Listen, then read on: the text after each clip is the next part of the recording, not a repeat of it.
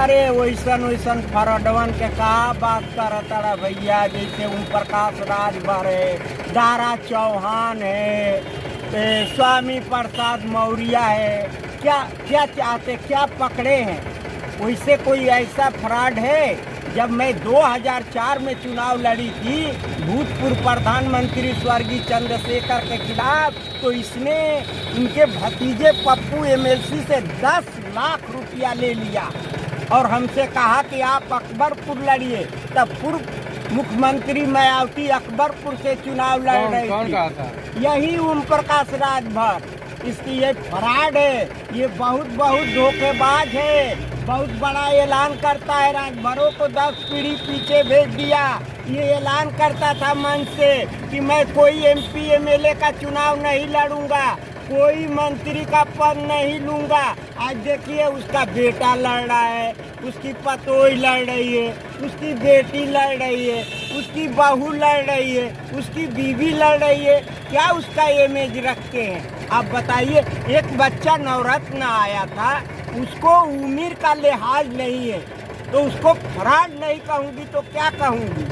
जिस पार्टी में है अगर उनको ज़्यादा मलाल है तो वो हमसे जवाब मांगे, मैं उसकी एक एक जन कुंडली बता दूंगी। किसके? वही ओम प्रकाश राजभर। अच्छा, ओम प्रकाश मंत्री बन गए लगा, नवरात्र में मंत्री बनत रहा। अरे उहे हाल बा भैया, एकर की मुर्गी गईली बसवारी में चरे ना तो बुझलस की ग्रिंदे बना लागल ओके कोड़े की अब बहुत चाउर मिलेला। बात समझ रहे हैं? अभी वो राष्ट्रीय स्तर की पार्टियां अपना विचार विमर्श कर रही है तो पहले ही हाँक देता। जिस पार्टी में रहा है, बहुजन में रहा है, उसी पत्तल में खाया, उसी में छेद किया। भाजपा में गया, उसी पत्तल में खाया, उसी में छेद किया। सपा में गया, उसी पत्तल में खाया, उसी में छेद किया। फिर भाजपा में गया है, उसी पत्तल में खा रहा है, उसी पत्तल में छेद कर रहा है।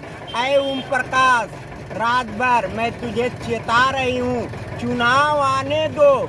जो मेरे साथ घात किया है लोकसभा में ना, भूतपूर्व प्रधानमंत्री के खिलाफ चुनाव जो लड़ी थी, मैं तुझसे एक एक प्रश्न का उत्तर लूंगी पार्लियामेंट। दारा मंत्री ना बनना, ना विधायक ही लड़े, विधायक अलग ने मंत्री हो ना बनना। अरे भैया ये दल बदलू इन्हानी के बाणी में एमएजे नहीं थे।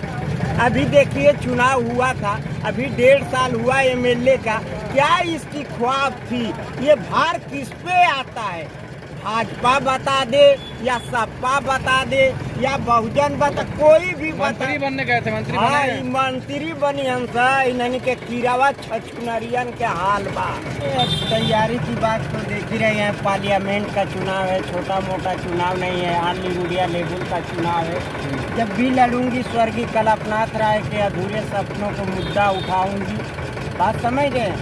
और मैं जो स्वर्गीय कल्पनाथ राय ने यहाँ मऊ के लाए, 2 काटन मिल चलवा रहे थे, तो जो हवाई अड्डा कमिश्नरी लाए थे, जो टर्मिनल लाए थे, जो किसान संशोधन मिल लाए थे, जो यही फाटक का अंडर ब्रिज पास कराया था, इन नेताओं और माफिया डानों को जानते ही हैं, कौन यकीन करेगा?